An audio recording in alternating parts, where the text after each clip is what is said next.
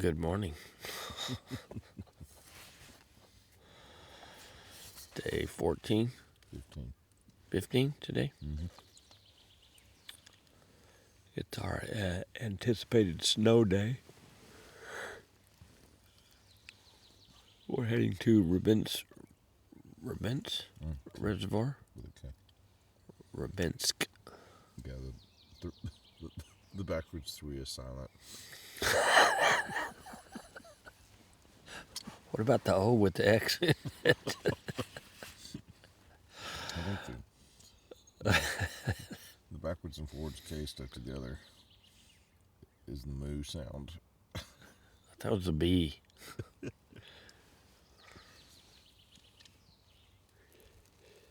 Anyway, day 15, making it to Rybinsk Reservoir is our goal. There's no wind. We had 4 straight days of wind, and it laid yesterday.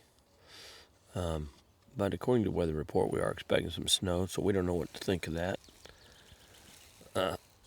Dare I say that can it get any colder?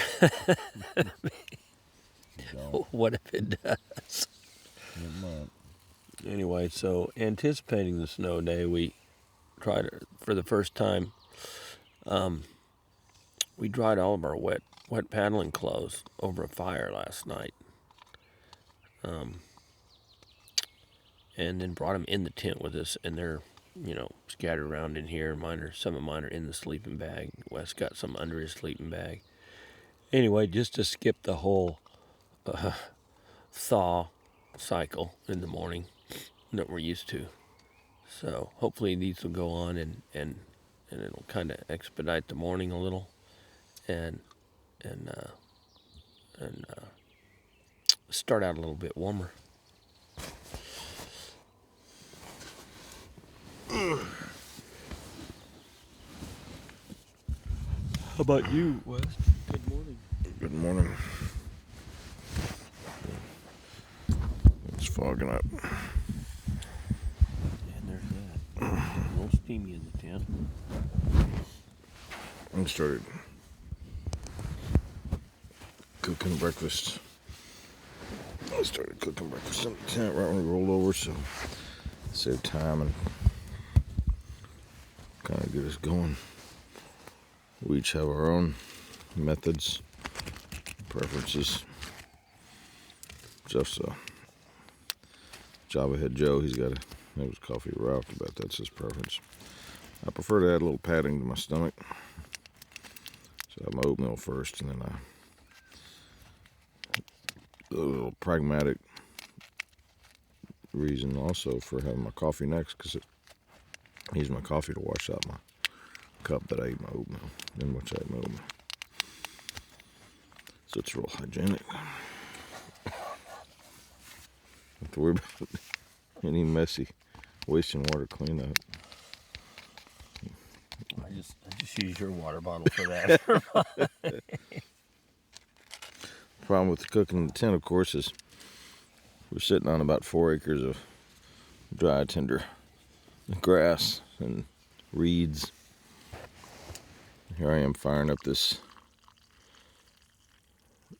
butane stove while we're trapped inside this nylon jail. Get the bear killer if you need to get out. Yeah, that's what I was thinking. I'd use the bear killer to get out. You see that spoon? I got it. Let's use a yoga move to get it.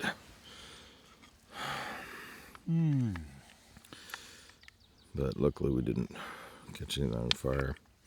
I was boiling water. I just boiled it in the vestibule here, right next to the sign that says "Do not, under any circumstances, light anything in here."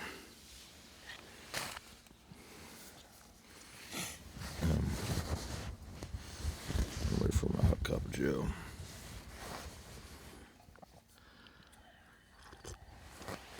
A lot of condensation in here today, which is new. Last couple of days we've been spared the condensation because of the 3-season tent. A little trouble sleeping because my hands hurt. The cuts on them. And at night the hands swell. So it exacerbates everything. It's not trust some Neosporin Jeff recommends putting on there. We were super dry last night when we got in. Yeah. Had a fire going, which is nice. Jeff mentioned that we tried to dry our clothes. I showed them I don't get all that dry, but I stuck them underneath me, so hopefully there's, they stayed thawed. I think it's going to be warmer out there than we expect. Then again, I am sitting inside a nice sauna. own little little banya here. All we need is some branches to beat the crap out of each other. There's not enough swing room, fortunately. As y'all may have noticed, the viewer may have noticed that I'm facing you this way and Jeffrey is facing you that way. We sleep with our heads at the other end of the tent. It's to maintain sanity and keep us from killing one another when Jeff starts snoring. Or because the 2-meter wolf took the big end of the tent, and the 1.5-meter wolf had to sleep in the toe box. There's that. There is that too. I do have my bear knife. I've got a lot of gadgetry I work with it in the evening, so I took a little bit more room in here. We could explain the 2-meter wolf story. Oh yeah. Why? How that came about. That's a good idea. It was our second night in Russia, and we stayed with Guinea. This was a fellow we'd met at the start. We probably told you that story, or we probably had that story on video. Anyway, we stayed at his cabin on night 2. It was just really a fortuitous thing to run into him right at the start. He took 100 pounds of our gear and took it to. He just happened to have a cabin right in line with where we were traveling, and was coming up to stay at his cabin for a few days. So anyway, we stay with Guinea, and a beautiful log cabin, house that he built right there at Dasha on the Lake Sturge. And he also had a guest cabin, and fed us a great meal. We did a banya. It was just absolutely wonderful. But he told us stories about the locals, and some of the local history, and some of the things that go are happening there at the lake. And we noticed that he had a really substantial metal fence, like we see a lot of metal fencing around here, metal panels. Sheet metal, yes. And so it's solid. And his even was on concrete footings all the way around. And he told us that those footings go down into the ground a couple of feet, because they've got pretty good sized wolves around here. And the wolves will come in, and if your dogs are outside, these wolves will dig down underneath your fence if they can make it, and come in, and your dogs are dinner. So that's just what happens. And he had some pretty substantial sized dogs, but nothing for the size of these wolves. And that's where we got the 2-meter wolf story, because he told us about them, the locals killing one here recently that was, in fact, as they strung him up, he was 2 meters long. Supposedly he had gone in, and one of Guinea's neighbors had a bunch of dogs, like 8 or 10 is what he said, and that the wolves had gone underneath the fence and ate all of his dogs. Left the leashes and collars. That's it, leashes and collars out in the backyard. Here, keep this. So since then, Wes been known as the 2-meter wolf. I'm just 1.5 meters. That's width and girth. It's mainly when we're divvying up dessert, like there's 5 sugar bunnies, he always gets 3. If we go to the bistro and there's 5 links of sausage, he gets 3. Oh yeah. I'm okay with it. You get to keep your collar. I get to keep my collar. Anyway, that's why you'll hear the 2-meter wolf reference throughout the trip till we run into a larger story, I guess.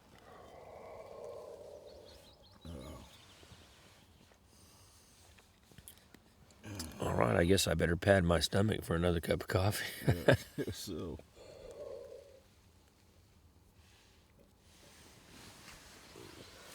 The packets are right there outside the door.